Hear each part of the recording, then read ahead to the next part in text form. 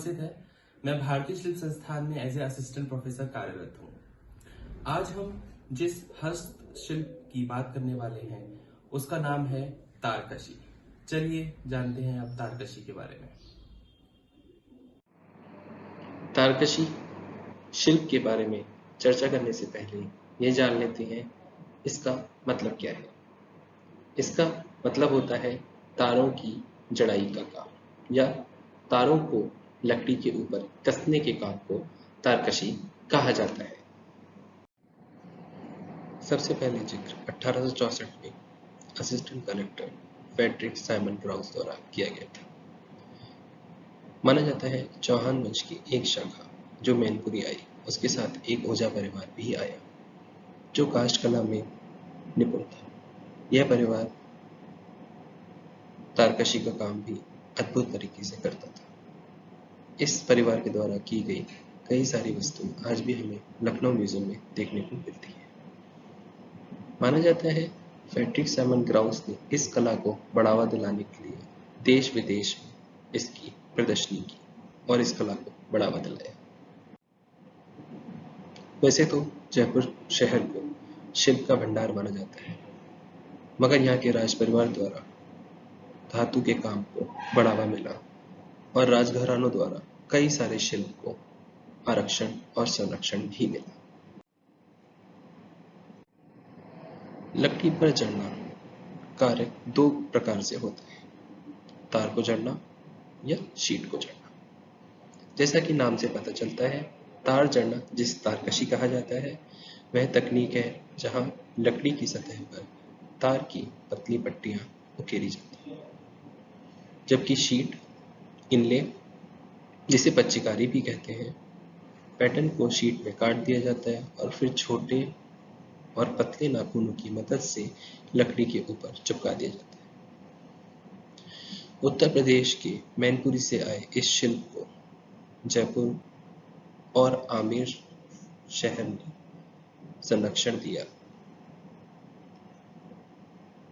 और वहां के राजघरानों ने इसे बढ़ावा दिलाया। सवाई जयसिंह जी ने अपने शासन के दौरान इस कला और शिल्प को बढ़ावा दिया क्योंकि वह एक शिल्प प्रेमी थे। माना जाता है 19वीं शताब्दी में श्री शरवण लाल जी मिश्रा, जो एक मास्टर आर्टिजन थे, मैनपुरी से आमंत्रित किए गए। उनके संरक्षण में जयपुर के कई कलाकारों ने शिक्षण लिया और आज भी उन कलाकारों के परिवारजन इस कला को बढ़ावा दे रहे और करते आ रहे हैं। एक छोटी परिवार इकाई पिछले 40 से 45 वर्षों से तारकशी शिल्प में काम कर रही है। इस इकाई का नेतृत्व इस समय श्री रामदयाल जी मिश्रा जी कर रहे हैं। उनके साथ उनका पुत्र, उनकी पुत्रवधू, उनके बेटे सभी ये काम करते हैं। रामदयाल जी शर्मा जी को मास्टर आर्टिजन और नेशनल अवार्ड से सम्मानित किया जा चुका है। चलिए आइए अब आगे बढ़ते हैं। तारकशी शिल्प राजस्थान का मूल निवास नहीं है, बल्कि उत्तर प्रदेश से लाया गया है। इसलिए इस शिल्प का अभ्यास करने वाले कई परिवार हैं जो अलग अलग जगह से, अलग अलग पीढ़ी से यह काम करते आ रहे हैं। वर्तमान में जयपुर में इस शिल्प का अभ्यास करने वाले लगभग 4 से 5 परिवार हैं और 15 से 20 लोग हैं जो इस काम को निपुणता से करते हैं। इसमें लोकप्रिय हैं शर्मा और जांगीर समुदाय के लोग। कौशल युवा पीढ़ी द्वारा बड़ों को हस्तांतरित किया जा रहा है। आज इस शिल्प को राजस्थान के जयपुर में विश्वकर्मा औद्योगिक क्षेत्र, गोपालपुरा बाईपास, मुरलीपुरा और कई सारी अन्य जगहों पर देखने को मिलता है। आइए अब जानते हैं इस काम को करते कैसे हैं और इसके प्रयोग में आने वाली उपकरण कौन से हैं।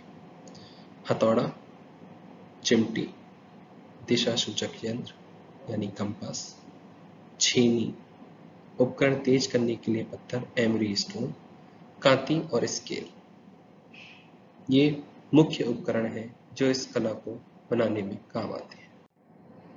इसके साथ साथ शीशम की लकड़ी का उपयोग किया जाता है। शीशम की लकड़ी को सीजन किया जाता है, उसके बाद उसे काटा जाता है मशीन के द्वारा। उसको शेप देने के बाद इसके आकार की लकड़ी को बना लिया जाता है। इस काम को करने के लिए 3 तरीके का तार आज प्रयोग में आता है, जिसे कॉपर लाल रंग देने के लिए, ब्रास पीला रंग देने के लिए, जर्मन सिल्वर सफेद रंग देने के लिए उपयोग में लाते हैं। अब जानते हैं इसको बनाने की प्रक्रिया। तारकशी की प्रक्रिया में बहुत सारे चरण होते हैं, जैसे लकड़ी को काटना, धातु की स्ट्रिप तैयार करना, पैटर्न बनाना, उत्कीर्णन करना, पैटर्न को उसके ऊपर लगाना, तार को उसके ऊपर जड़ना, तार को समतल करना, कहीं पे लकड़ी अगर उखड़ के आ रही है तो उसमें स्क्रैपिंग करना, फिर लकड़ी को चमकाना। नीचे दिए गए चित्र में आप ये उपकरण देख सकते हैं। ये पहले पेपर पे हम ड्राइंग कर लेते हैं। उस ड्रॉ किए गए पेपर को हम लकड़ी के ऊपर चिपका देते हैं। चिपकाने के बाद उसको हम वो पैटर्न जड़ाई करके उसमें जो छेनी की मदद से कटाई कर ली जाती है। कटाई करने के बाद उसमें जड़ाई की जाती है। लकड़ी पर पैटर्न जड़ने के लिए छेनी का उपयोग करते हैं और धातु जड़ने के लिए हथौड़ी का उपयोग किया जाता है। इस प्रक्रिया के दौरान विभिन्न उद्देश्यों के लिए लकड़ी के मार्कर, सैंडपेपर और सॉडस्ट का उपयोग किया जाता है।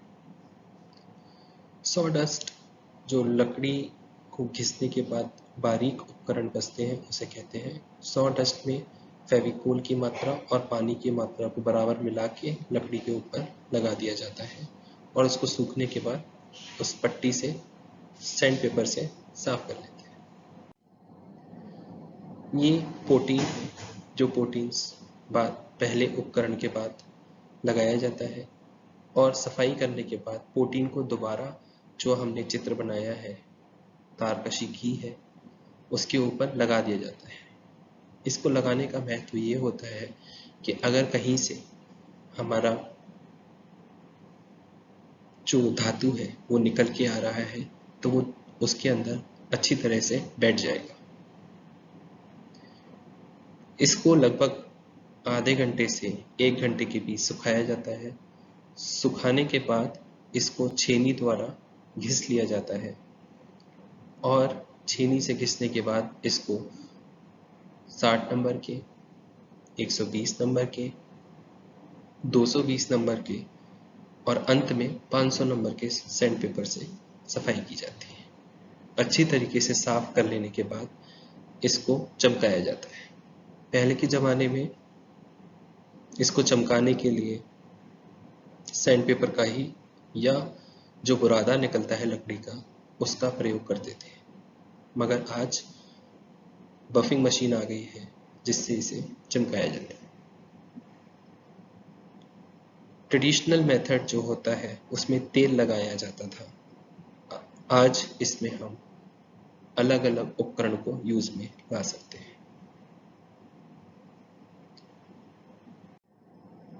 यह कुछ अंतिम परिणाम है जो बनने के बाद हमारे तारकशी के बॉक्सेस दिखते हैं। यह मुगलई पैटर्न बोलते हैं और ये आभूषण बॉक्स है।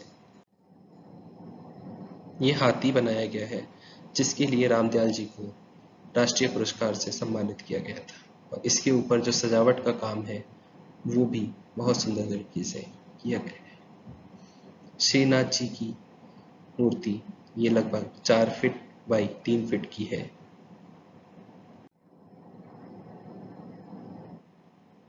हाथी ज्यामितीय रूप में, नीचे ज्वेलरी का बॉक्स, लीफ मोटिव, कुशल कारीगरों द्वारा किया जा रहा काम।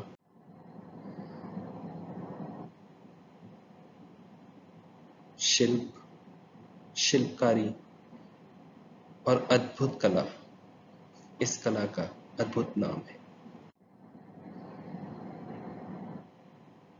3 प्रकार के तारों का यूज किया गया है इस पैटर्न को बनाने के लिए। इनके द्वारा बनाई गई चीजें पहले जो होती थी वो ज्वेलरी बॉक्सेस या डेकोरेटिव आइटम ही होते थे, मगर आज ज्वेलरी में भी इस कला को उपयोग में लाया जा रहा है। टेबल पे रखने वाले कोस्टर्स में भी इस कला को उपयोग में लाया जा रहा है और कई सारी चीजों में इस कला का उपयोग किया जाता है। यह काम और ये कारीगरी बहुत ही ज्यादा अद्भुत और लुभावनी है। इसी के साथ मैं आप सबसे विदा लेना चाहूँगा और धन्यवाद करना चाहूँगा उन सभी लोगों का जो इस जर्नी में हमारे साथ थे। धन्यवाद।